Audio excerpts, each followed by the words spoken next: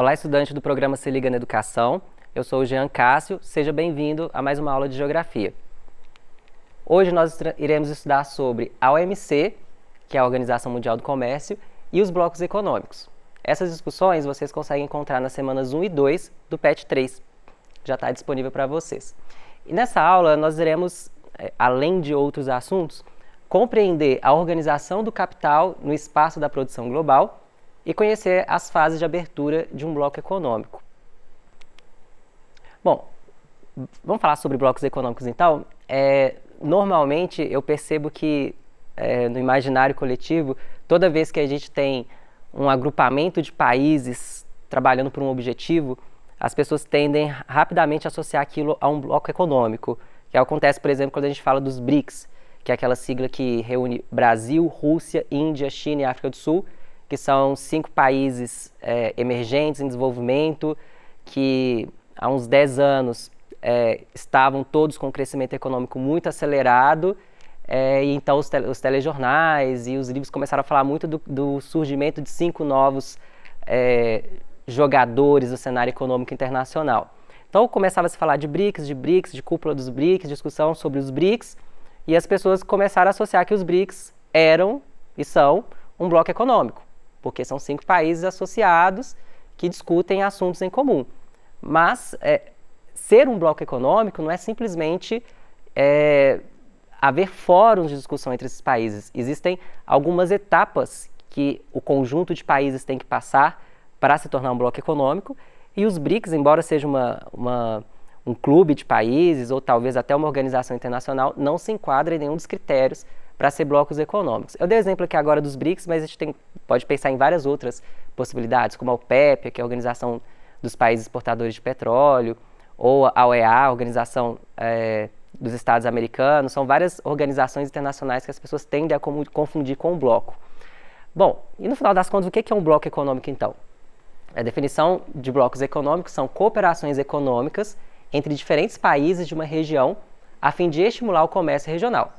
O Brasil faz parte de uma série de instituições internacionais, de organizações internacionais, de acordos internacionais. Mas bloco econômico, o Brasil só faz parte de um, que é o Mercosul, o Mercado Comum do Sul. Vou falar dele daqui a pouquinho. Bom, então, o que seriam essas características necessárias para a gente falar o que é um bloco econômico? Seriam 4 características, que a gente pode chamar de fases de abertura. Essas fases de abertura começam pela zona de livre comércio.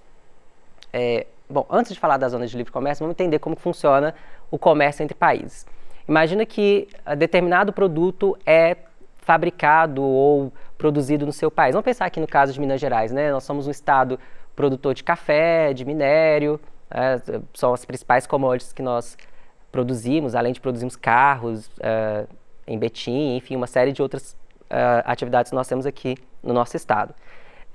Para vender esses produtos no nosso território, os produtores eles pagam uma série de impostos que estão previstos na legislação brasileira, mas para exportar, para vender esses produtos para outros países, no momento em que esses produtos atravessam a fronteira, eles pagam um imposto, que a gente chama de taxa alfandegária, para poder entrar em um outro país.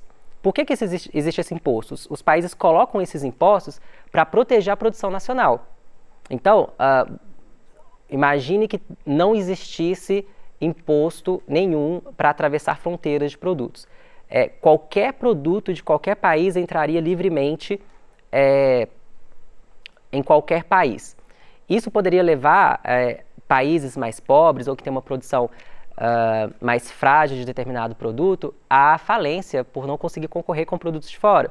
Então os países colocam essas taxas para desestimular a importação e aumentar o consumo dos produtos que são produzidos pelo seu próprio país.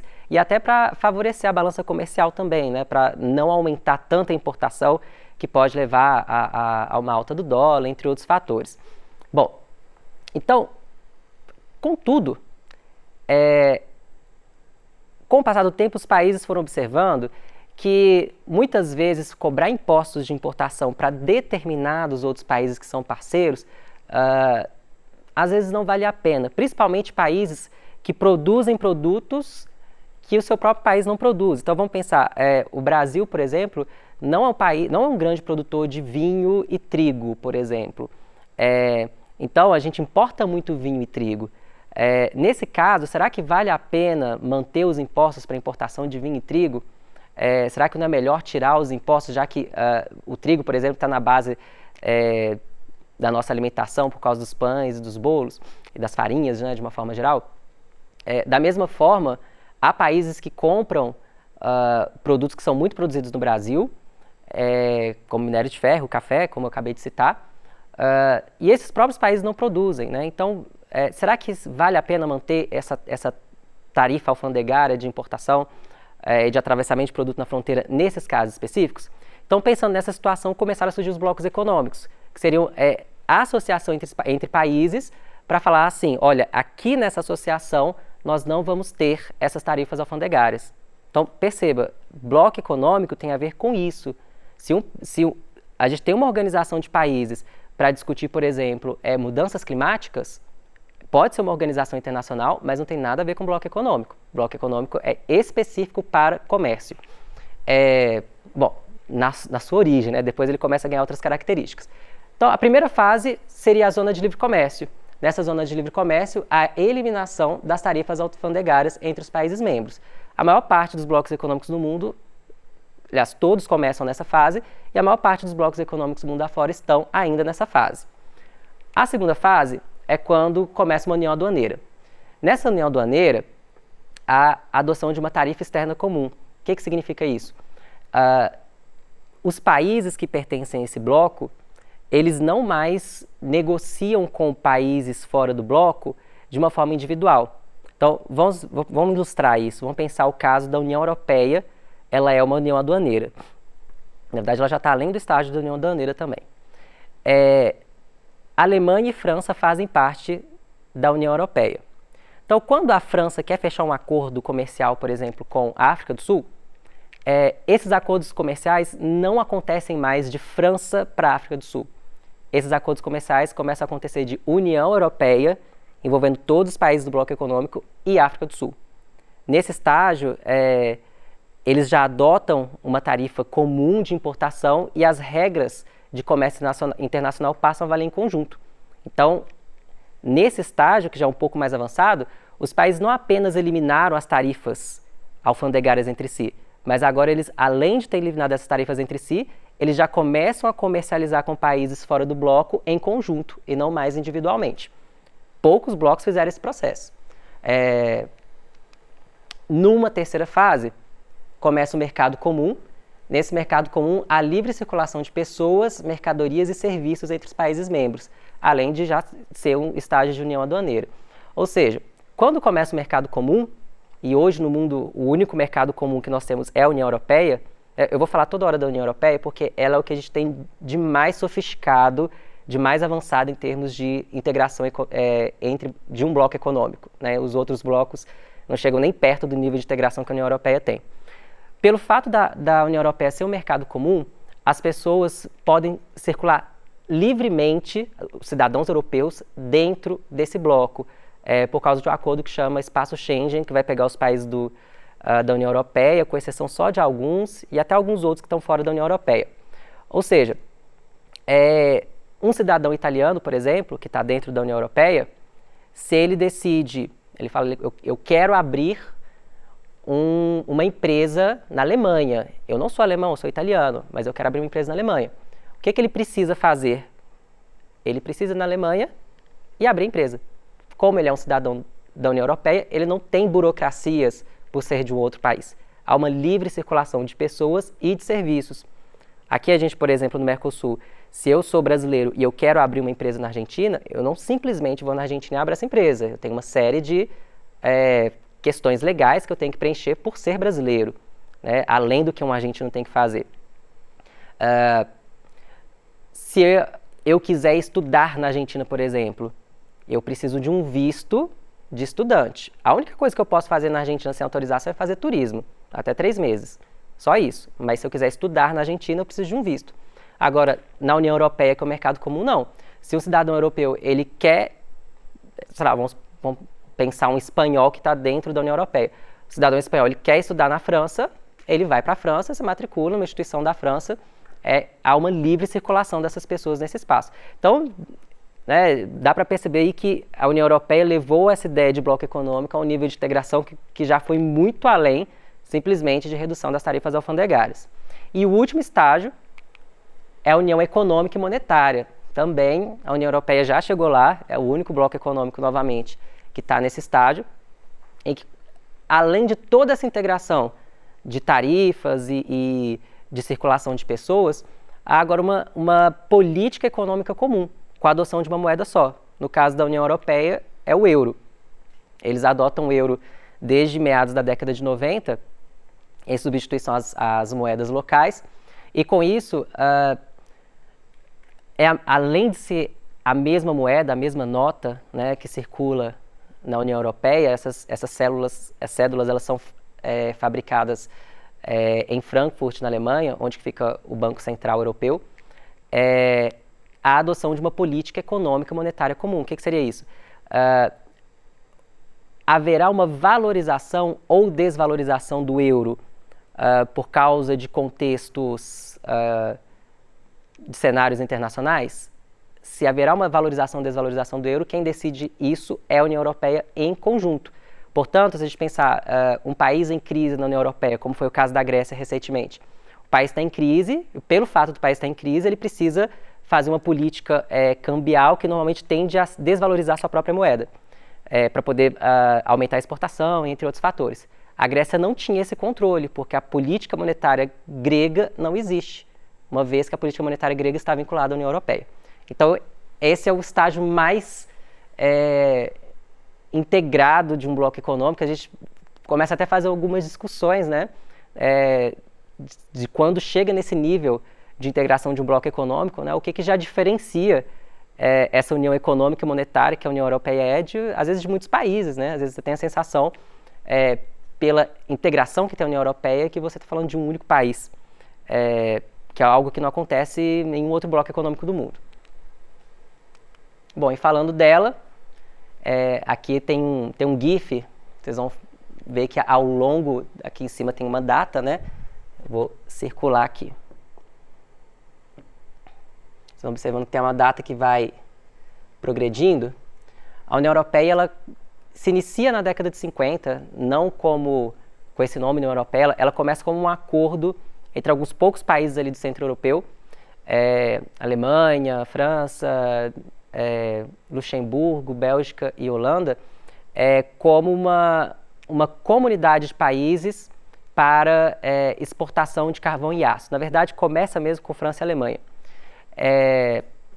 Essa comunidade se chama SECA. Posteriormente, essa comunidade vai agregando outros países, como vocês podem vendo ali no GIF, né, à medida que vai passando o ano. Em azul são os países que fazem parte da União Europeia, então eles vão sendo acrescentados e surge a Comunidade Econômica Europeia. Aí lá na década de 90 é assinado o Tratado de Maastricht, que vai dar início à União Europeia, e aí começa um processo de integração com vários países se unindo. E o interessante da União Europeia é a gente pensar que se ela surge por volta de 1950, como SECA ainda, né, ela surge logo depois do fim da Segunda Guerra Mundial. Então, a União Europeia ela não apenas significa um importante bloco econômico no mundo, mas ela tem uma simbologia muito grande, porque há 100 anos atrás, menos de 100 anos atrás, os europeus estavam todos se engalfinhando um contra o outro em guerras, né? Franceses, alemães, italianos, eles não se bicavam, né? Um entrava para o território do outro, atacava o outro, declarava guerra contra o outro. E a União Europeia vem mostrando que, superados esses períodos de guerras, pode haver uma integração entre os países que garante uma certa sensação de paz entre os povos. Hoje nós temos uma série de países, o único caso de saída, né, da União Europeia foi o caso do Reino Unido, que em 2016, até ficou cinza aqui agora, deixou a União Europeia por um referendo. Bom, nesse nível de integração, como eu disse, somente a União Europeia, nenhum outro país vai chegar, nenhum outro bloco econômico chega nesse nível. Outros dois blocos importantes para nós brasileiros termos conhecimento, né, vai ter uma série de blocos econômicos no mundo, Mas para o nosso contexto aqui nacional e para as relações brasileiras, eu destacaria a União Europeia, o Mercosul, que é o que nós estamos, que eu vou falar aqui agora, e o SMCA, que é o Bloco Econômico da América do Norte. Como os Estados Unidos estão neles, é importante a gente conhecê-lo também. O Mercosul é o bloco econômico em que nós estamos. Ele é o Mercado Comum do Sul. Embora ele tenha o nome de Mercado Comum, ele ainda não chegou nesse estágio de Mercado Comum.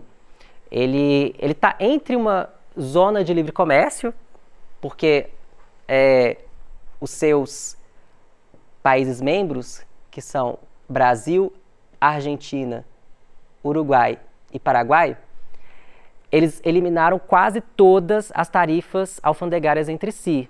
Eu falo quase todas, porque não foram...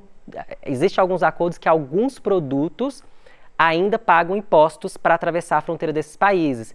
Então, o Mercosul não terminou de completar a zona de livre comércio, porque ainda há impostos para alguns produtos, principalmente os argentinos, que temem que alguns produtos brasileiros compitam com produtos do mercado argentino. Mas, por exemplo, o vinho e o trigo argentino nós compramos já sem tarifas, a laranja brasileira, o café brasileiro eles compram sem tarifas, já há uma integração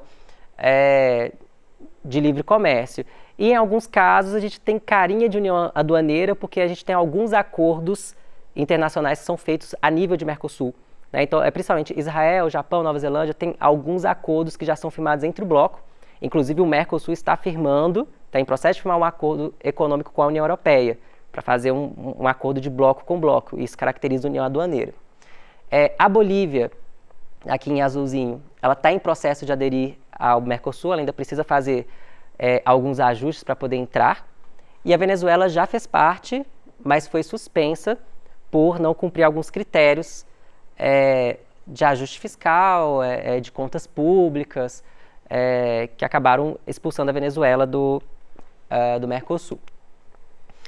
E o SMCA, a gente está começando a se habituar a esse nome, né? Porque a gente sempre conheceu esse bloco como NAFTA. NAFTA, em tradução, ele seria Área de Livre Comércio da América do Norte. O NAFTA, ele foi uma área de livre comércio, simplesmente. Ele nunca passou desse primeiro estágio de integração entre o México, os Estados Unidos e o Canadá.